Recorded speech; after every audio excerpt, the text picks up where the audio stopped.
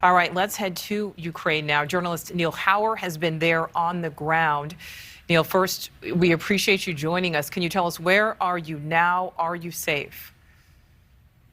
Right, I'm in Kyiv right now, in the downtown of the Ukrainian capital. It's been quiet, fairly quiet for the last few hours. Some explosions in the distance, but we have we just received word from Ukrainian defense officials that there is supposedly going to be a Russian air raid on Kyiv at 3 a.m. So just after this interview, I'll be heading to the shelter. Okay, well, and that was my next question for you, Neil. What are your immediate plans? Obviously, you're going to the shelter, but do you plan to stay after that? I think so. I mean, honestly, I'm still sort of deciding myself, but there's enough other journalists here that I think that, if the more experienced ones were taking off, I would be leaving as well. But, there's 3 million people in this city, and so not all of them can be leaving either. I mean, as you said, it's a country of 44 million people, so a lot of people will be staying here. Well, Neil, things have really escalated so much in just the past 24 hours. Can you maybe walk us through your day starting at this time yesterday? Right. Well, it started at about 5 a.m. yesterday. That's when we heard the first explosion in Kyiv. And a couple minutes later, there was another one. And over the course of the next hour or two, maybe 12 to 15 cruise missile strikes on targets in Kyiv. And at that point, and then around the time that dawn hit, it became clear that Russia was launching the full-scale invasion from all three axes. And today in Kyiv, it was empty streets, everything, all the stores shuttered, bank machines not working.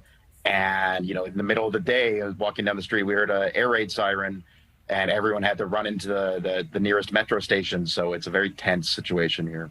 Well, and Neil, in Evan's report just there, we heard from that Ukrainian woman saying that she was scared, but she was also angry.